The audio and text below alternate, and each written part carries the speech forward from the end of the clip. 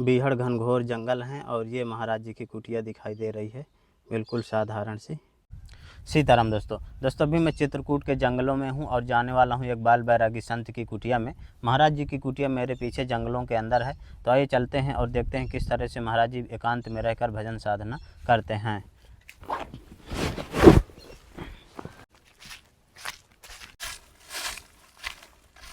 चारों तरफ से आप बीहड़ घनघोर जंगलों के दृश्य देखेंगे और इस तरह के जंगलों के अंदर ये महाराज जी की कुटिया हमें दिखाई दे रही है। ये कुटिया है महाराज जी की। महाराज जी बिल्कुल साधारण सी कुटिया में, तिरपाल की कुटिया में रहकर भजन साधना करते हैं।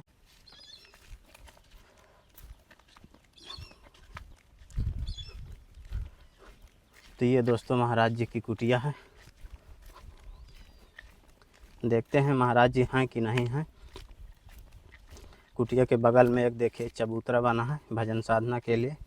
कुटिया के ठीक सामने आप देखेंगे तो मंदाकिनी गंगा जी के दृश्य आपको देखने को मिलेंगे। गंगा जी हैं यहाँ पर।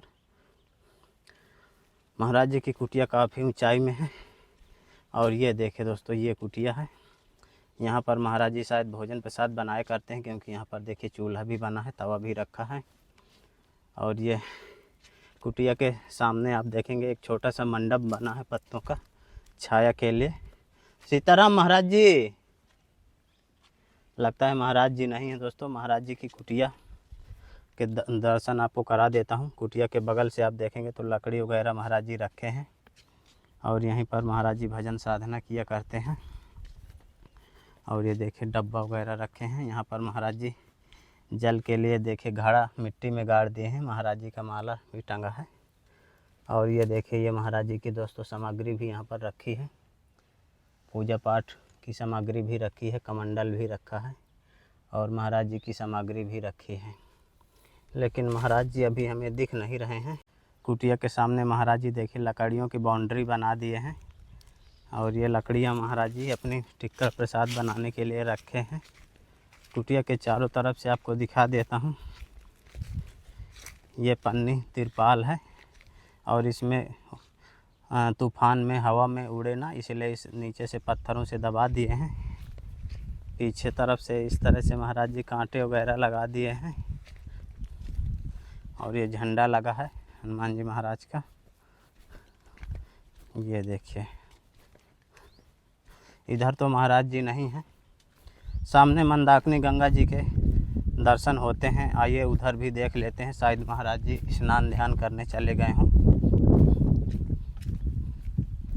ये गंगा जी की तरफ जाने का रास्ता है।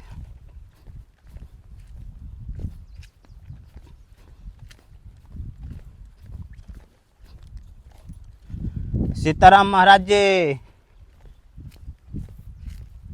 दोस्तों महाराज जी की आवाज़ नहीं आ रही। महाराज जी लगता है यहाँ पर नहीं है। और ये देखिए मंदाकिनी गंगा जी यहाँ पर बह रही हैं। आप देखिए काफ़ी सुनसान जंगल है। यहाँ पर बंदरों की आवाज़ें आ रही हैं और तो यहाँ पर कोई देखने को नहीं है।